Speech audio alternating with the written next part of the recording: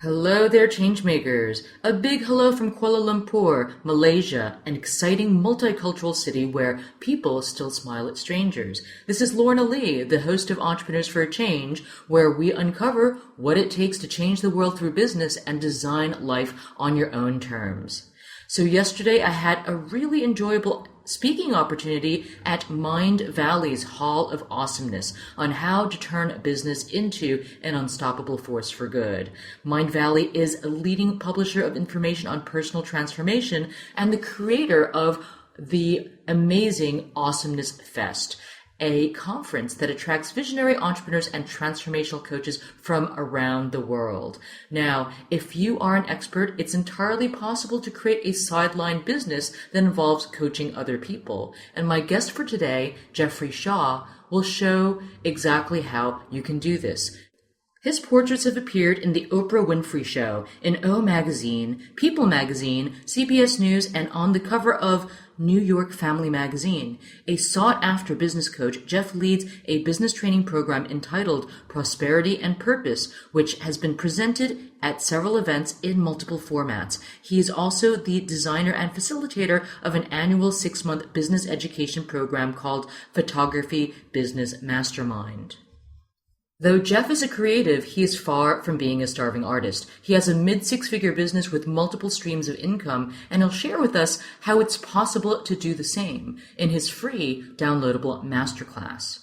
In this interview, Jeffrey shares why discovering your life purpose is critical for business success, how spirituality is a powerful vehicle to carry you in your entrepreneurial journey, why hiring a coach before starting your business is a really smart move, why some entrepreneurs thrive while others struggle, how to get back into the flow if you've been struggling with difficult challenges, and the power of branding your purpose. In his masterclass, which you can download for free at entrepreneursforachange.com/50, Jeffrey shares his secrets to creating additional revenue streams as a creative entrepreneur. In this 30-minute masterclass, you will discover the importance of having a solid business plan before starting your business, what to do if you have too many business ideas and don't know which one to choose, the keys to creating a remarkable brand, what trigger marketing is and how trigger marketing can help your brand, the difference between being a mentor and being a coach, and much, much more. Tools, people, and resources mentioned in the interview can be found in the show notes at entrepreneursforachange.com/50. Are you ready to be the change? If so, you've come to the right place. You're about to join a movement of entrepreneurs who are empowering people, saving the planet, and turning their passion into profits while creating the lifestyle of their dreams. If you don't believe us, check out our website at entrepreneursforachange.com, a place where you can be inspired, mentored, and supported by a tribe of change-making entrepreneurs just like you. Now, before diving into the interview, I want to encourage you to rate, review, and download Entrepreneurs for a Change on iTunes. This really helps us reach more people with inspiring stories of entrepreneurs who are changing the world. Also, if these stories inspire you to start a world-changing business of your own, head over to our website at entrepreneursforachange.com and download the Business Changemakers Toolkit to get a jumpstart today. Now on to the show. Hello there, Jeffrey. It's so great to connect with you on this call. I'm always very excited to meet with creative, innovative entrepreneurs who are thriving in their businesses and have businesses based on their creative genius. So I'd love for you to introduce yourself to our audience. Who are you and what is your business, please? Great. Well, hello, Lorna. Great. Nice to be here with you. So who am I? I am Jeffrey Shaw.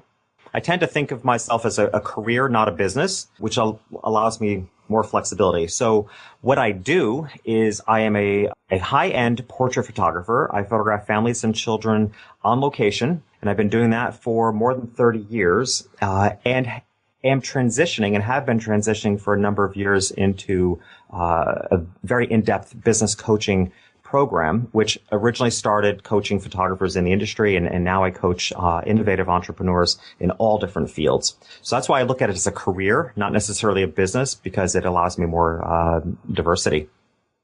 So who do you work with? because it seems like you do a number of different things. So if you can share with us like who your typical clientele might be and how you help them, that would be awesome.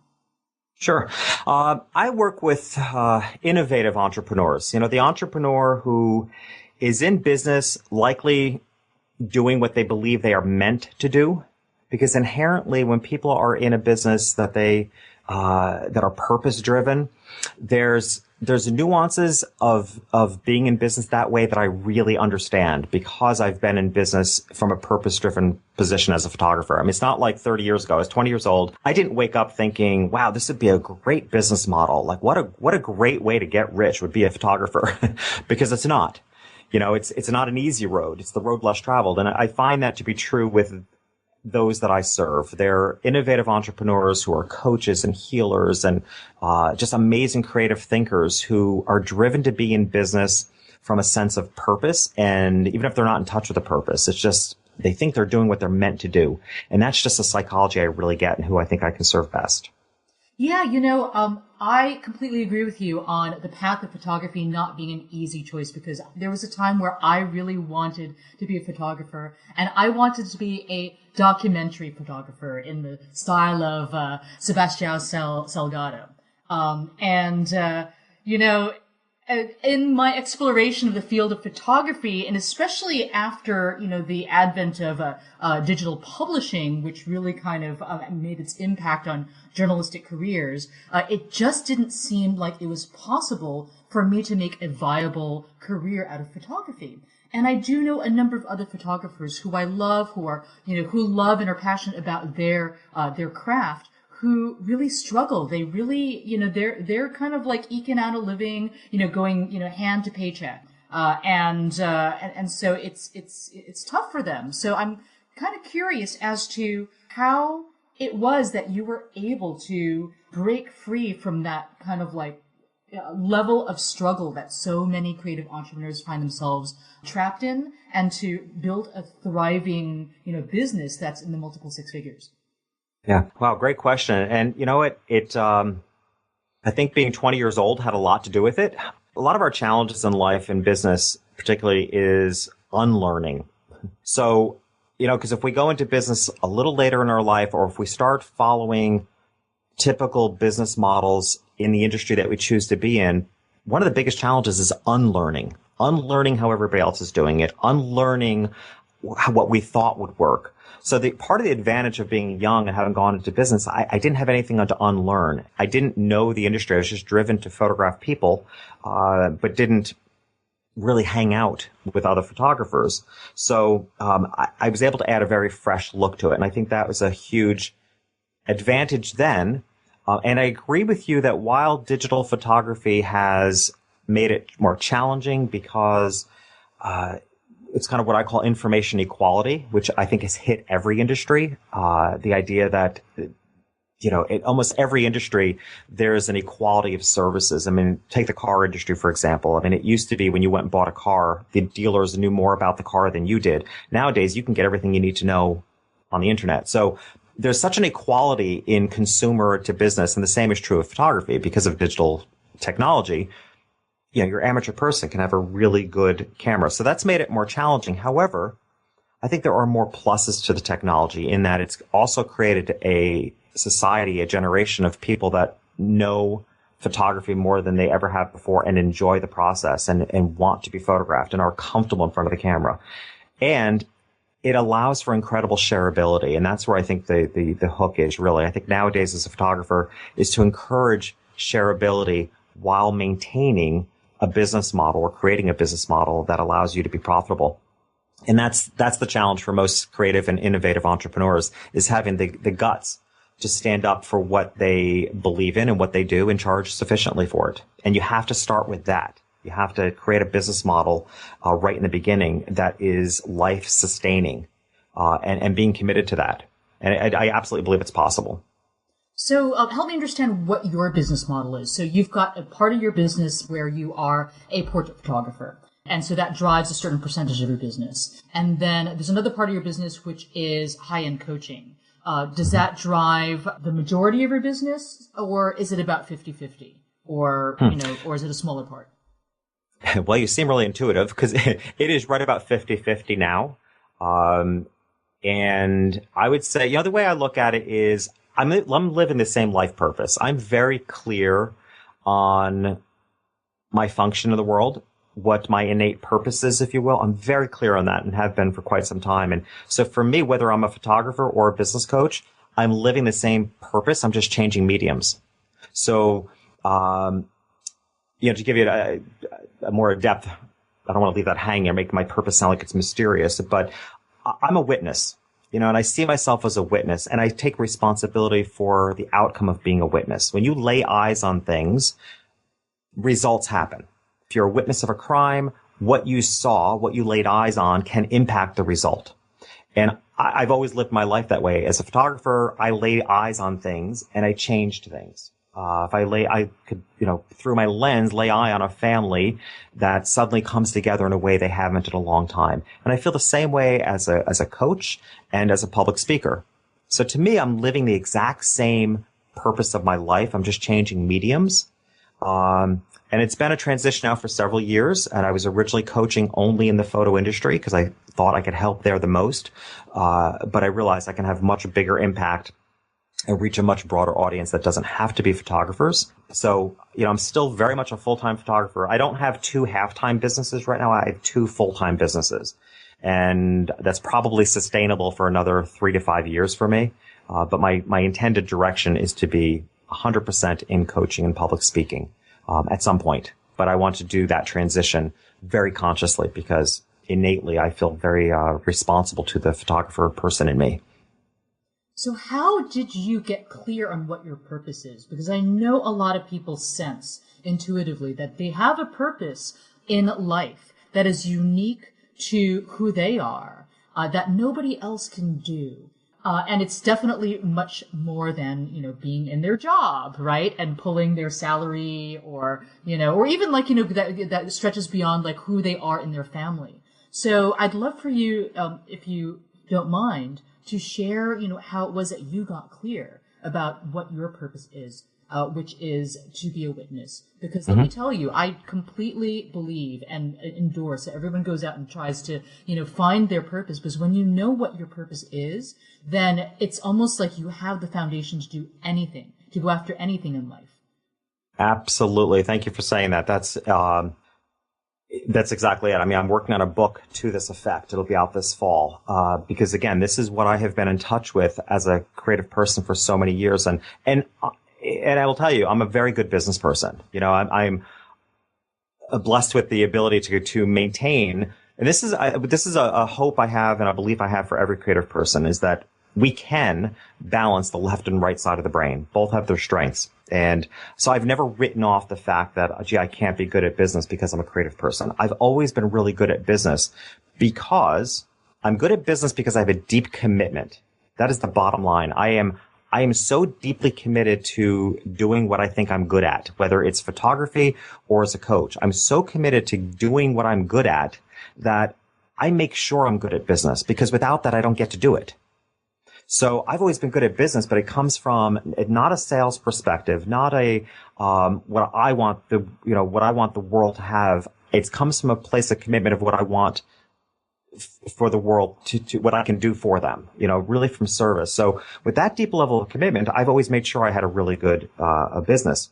So how I found my purpose is, I'll say it's through chaos. And this is the theme of my book. And this is, I think, one of my strengths as a coach is by working with innovative people.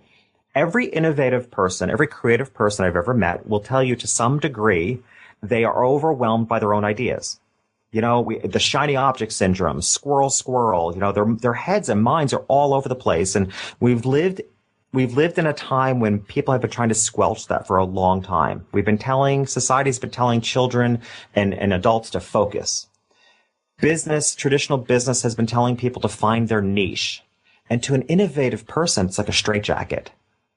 And it's not the answer. The answer is actually to step into the chaos of that. Like, okay, what are the million ideas that you have? And I literally start with having my clients sometimes make a list. Like, well, what are the all the ways you can serve. I had one of my clients, I had her make a list of the 50 ways that she felt she could serve people, and she came back with a list of 100. And it's starting with that chaos. It started with the confusion. And ultimately, through a pretty extensive process of coaching, coming to understand what they have in common. And you'll be surprised, and that's the purpose comes from that. And once the purpose arises, like, okay, I may have a lot of different ideas, and they may be so diverse that they almost don't seem connected at all. But wrapped in all of that is a core purpose that is as clear as it is for me, like I'm a witness. And, I might open a restaurant one day that somehow, without it being creepy, is about witnessing people. But the point is, as a creative person, I don't feel limited by what I can create because I get my purpose. And then, as a very practical minded coach, I want to make sure your purpose is brandable and marketable. And every purpose is, but you have to put language with it that makes it brandable and marketable, because without that, you don't get to live your purpose. And that's where the very practical aspect of being in business comes from. That's where the commitment to being in business comes from, is just saying, hey, I want to do what I'm meant to do here in life, and I'm committed to making sure people get it. So what inspired you to branch out into coaching to begin with? Was there some kind of aha moment that led you to think, oh, well, I'm a photographer and I feel inspired to now coach people, so I'm going to, do that as a complementary business to what I do as a photographer? I think it's a combination of things. The soft answer of that, if you will, is that my own coach, who I had been with for 7 years, he retired. And that motivated me to think, gee, maybe I should become a coach, because I was used to having it in my life, and turning, I think, 40 at the time, or about a couple years away from 40 at the time, and thinking, you get to that point in life where you want to give back. But I have to say, what was more significant, what called me to coaching in the first place, that to me was the life-changing moment. And that was, I think, 1999, so some 15 years ago. I read a book called The Diamond Cutter. And The Diamond Cutter is a business book based on Buddhist philosophies. Was that written by Michael Roach?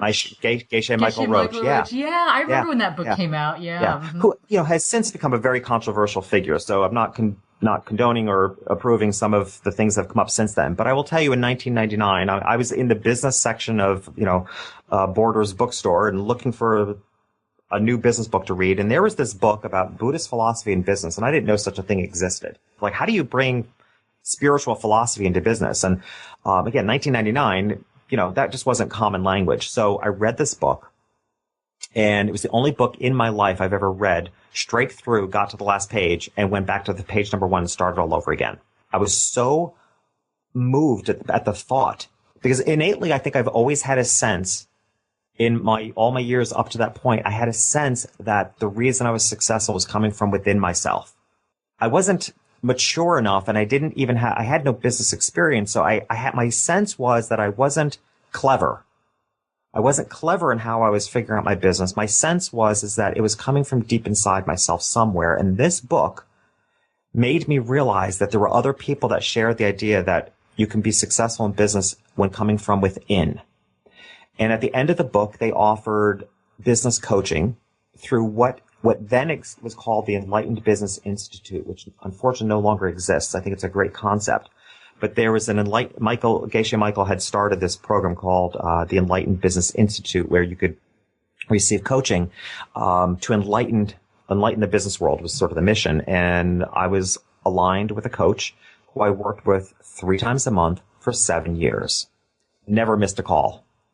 And the value of coaching was so off the charts to me. I couldn't imagine being without it. So when he retired, it inspired me to do the same. But I have to say, what the life-changing moment was reading that book and realizing that spirituality could exist. Not even could, is necessary in business, particularly when you're an innovative or creative person.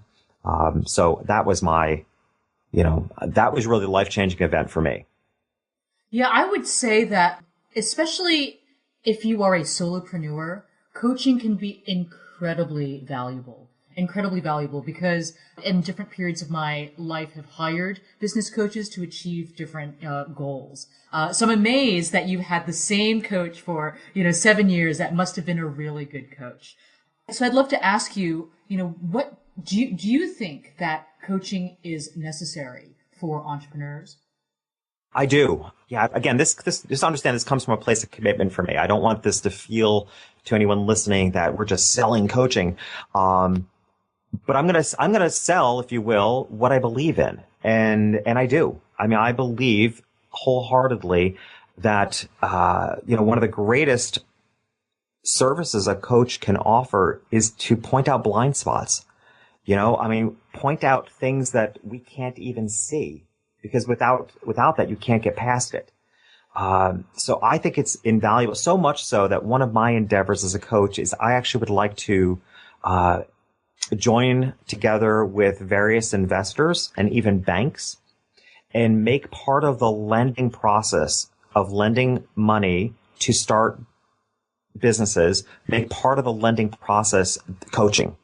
That they actually have to, that part of the terms of repaying the loan, if you will, is that they have to be in a coaching program for a year. Because that would guarantee, it's protecting the investors.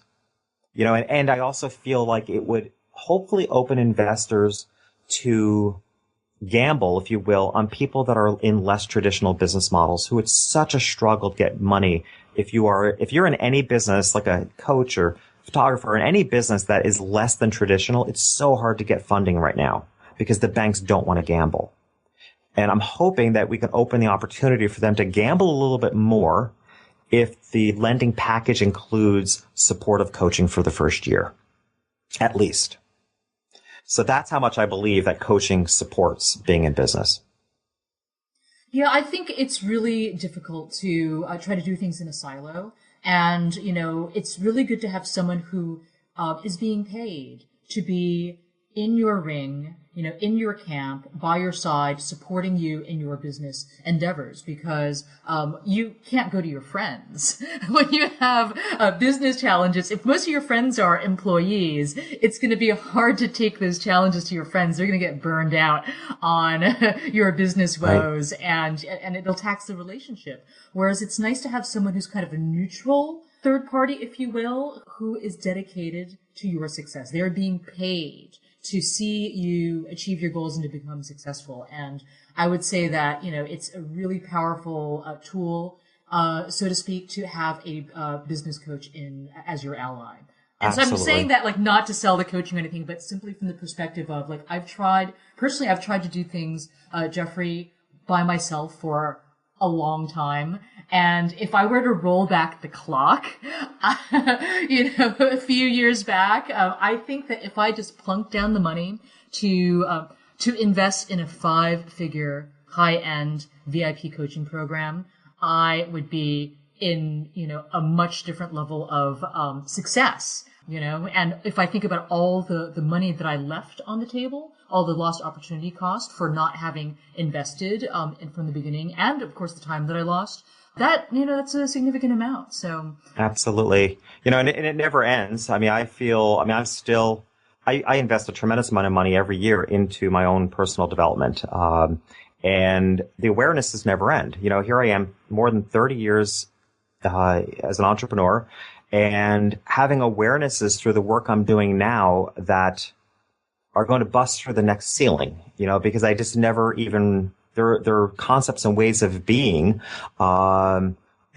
two off the top of my head I can share with you that was actually, I used the term bust through the ceiling a moment ago because that actually is very much on my mind, because I realized I created a lot of glass ceilings in my life.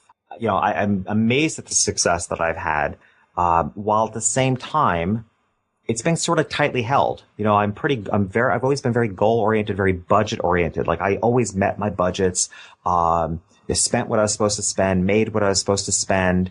And now I'm looking back and wondering, what if I dreamed bigger? What could have happened? Like, was I really over 30 years creating a bunch of glass ceilings? Like, let me get to this level. And I'm realizing it now through various things that I'm doing that I in fact did. I call it the 3/4 goal. Like, I got to the point that I believed that was obtainable.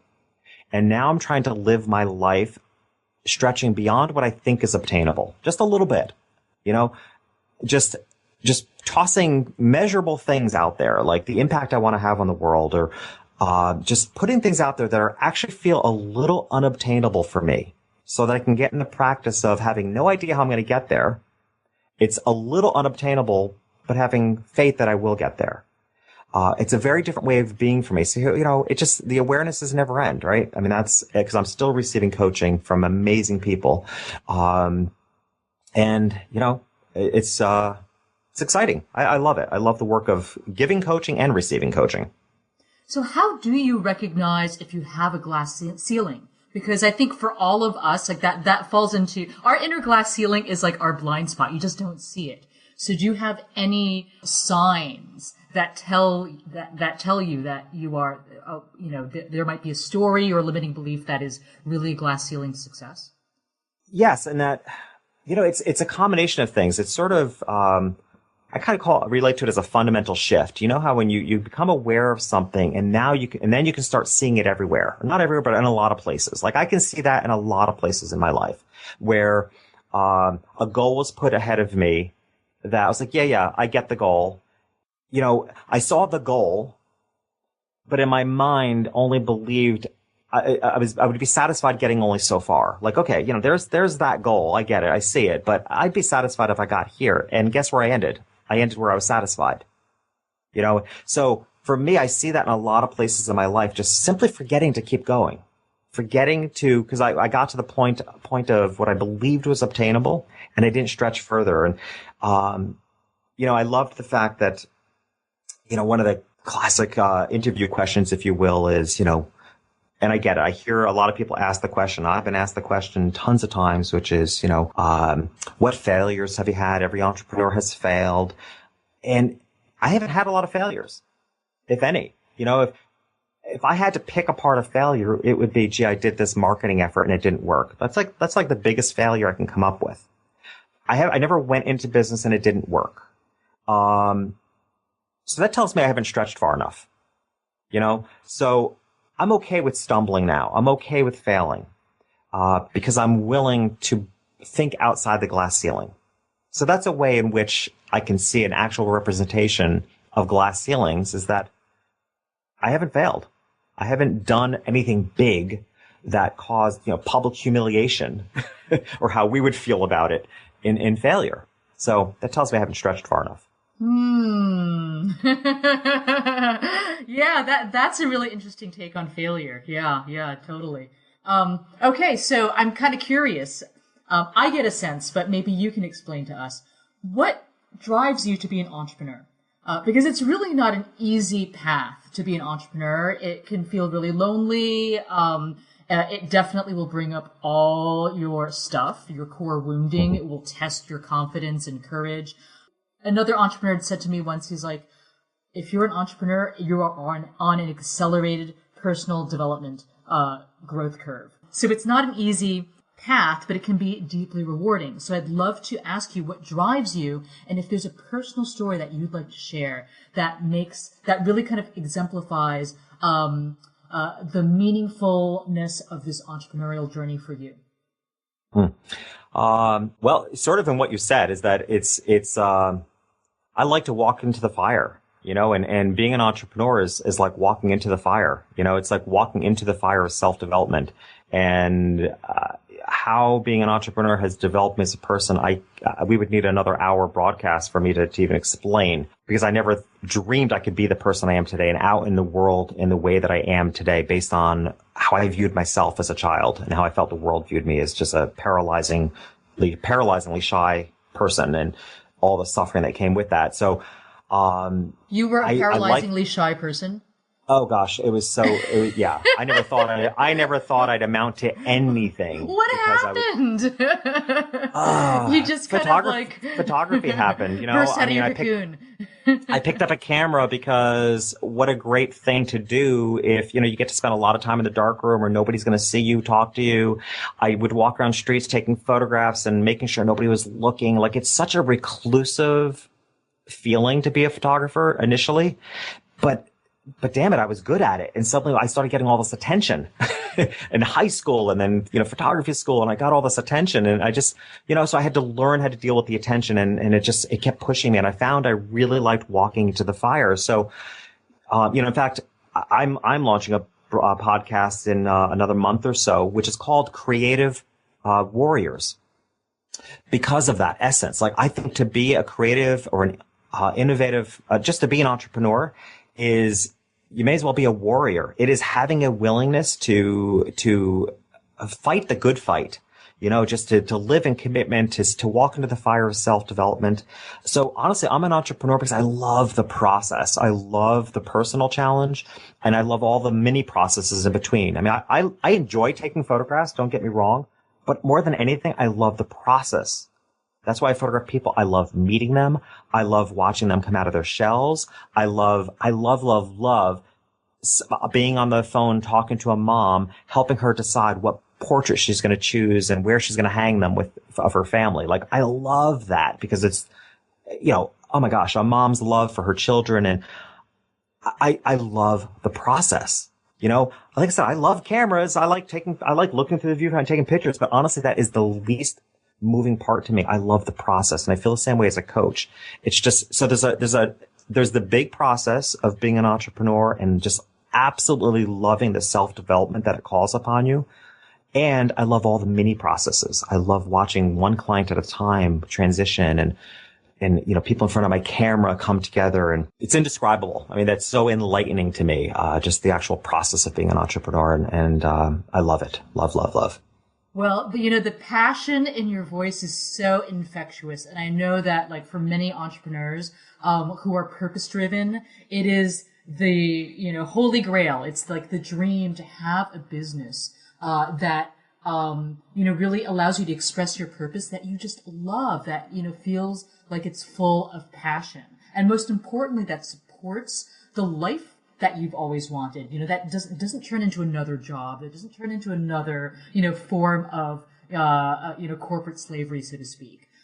So I'd love to ask you, what your secret is, because I see so many purpose-driven entrepreneurs struggle. They want to make a difference. They want to express the best of who they are, but they find themselves like spinning their wheels, or maybe they're working way too long hours for not enough pay. They're not able to like really kind of get that business liftoff that they're hoping to receive for all the time that they put in. So what do you think is the difference between entrepreneurs who struggle and entrepreneurs who thrive? What has been the success factor for you? Is it mindset or is it something else? It's certainly mindset. I'll speak mainly to the innovative entrepreneur because those are who I get the most. Again, when you're in a purpose-driven profession, you are innately responding to your soul. You are innately responding to what you feel on the inside, that you're driven to doing something that you feel like you're meant to do. That is by definition, to be a purpose-driven entrepreneur. And until you make it your profession, so while you're enjoying it as a hobby, you're still operating from the inside. You're not charging people, or you're charging very little, so you're not challenged by that notion. So you are thriving on the expression of your purpose-driven interest from the inside. And then at some point, you go into business. And when you go into business, your mind decides that this is serious. And you call upon and you start seeking training from the outer world, all of which is based on very traditional business models, which don't work for purpose-driven entrepreneurs. So somebody who has innately started their business and their love for what they do in their hobby from the inside winds up ending up in business that wants to speak to their outside, the practicalities of being in business. And suddenly the higher calling becomes a hurdle. And being in business feels like it's just one big obstacle that you want to get over, and it's not enjoyable, and it's pushing all sorts of buttons. So my mindset, and I think the most grounding advice I can give to any entrepreneur is to work from the inside out. Spend more time understanding why you do what you do instead of how you do it. spend far more time getting in touch with your purpose and the brandability of that purpose than you do trying to be clever, come up with clever marketing ideas. Spend more time being committed to what you want for other people so that you charge fairly for it, professional rates, so that you can keep doing what you're doing. So you're working from a place of inside commitment, not outside sales, if you will. So you're thinking from service instead of sales. So to me, it is a mindset, and it is a willingness to work from the inside out. And I said, what's particularly challenging for the purpose-driven entrepreneur is that that's the way they start. But then when you go into business, the outer world and most of the training that's available for purpose-driven entrepreneurs is just not aligned with doing business from the inside out. Most business is still done from the outside in. There are some exceptions to that. And the exceptions to that are the companies we love. Apple, Zappos. These are the companies that are constantly held up as companies to admire the way they're doing business. And they are the exceptions because they are doing business from the inside out. They're doing business from a more purpose-driven, soulful way. Zappos is a great example. Tony Hsieh is one of my all-time heroes just because the way he thinks and goes about business. And, he spent far more time on developing culture and what Zappos was to represent in the world of customer service. That's where the time was spent. More than time spent on the systems. The systems have to come, but more time was spent on the culture and what they stand for. And I'd like to see more entrepreneurs stay in that position. Wow, that's really powerful. The power of doing business from the inside out. I really inside like out. Yeah. And another, and I'll tell you another coach that I greatly admire who does amazing work on this is Simon Sinek, Sinek. Everything he says is just magnificently said, and he really gets to the why. He wants to have more entrepreneurs get to the why. And I think his book is called something about why or Learn Your Why, something like that. So he's Simon Sinek, certainly another one to follow. I will definitely check him out because you were the second entrepreneur who's mentioned him, so he's got to be good. He's very good. Yeah. Cool, great. So we're coming to the end of our interview. I'd love to leave you with the last couple of questions. The penultimate question, which is my favorite. What do you think is the most effective way to change the world, Jeffrey? Wow. I'm not sure how to answer. I mean, I have my own personal mission, so I guess I was trying to, when you first asked the question, I was thinking in a broader way, but I guess I have to just tell you what I think my commitment to that is, the way that I want to change the world. The slogan I keep inside my head at all times is, and I don't think it represents how I'll go about it, but the slogan in my head is I want to change the world one entrepreneur at a time. Now, I love it. And I say that because of the ripple effect that each and every entrepreneur can have. Every entrepreneur can serve their community in a way that's so purpose-driven and so from the inside out that they can change the world in which they reside. So one entrepreneur at a time, creating a ripple effect in their own ways of being and their own communities, can change the world. However, I have no intention of actually doing it one entrepreneur at a time. I want to be on the biggest stage possible so I can affect 50,000 people at one time, if possible. But the result will be one entrepreneur at a time. So that's my own personal mission and how to change the world. I definitely am aligned with that too, because entrepreneurs are leverage points, because entrepreneurs serve many people. And so if we can, work with entrepreneurs and inspire them to claim their life purpose and be of their best service to the world, then, they will affect the people that they serve. And there's that ripple effect that then becomes a movement.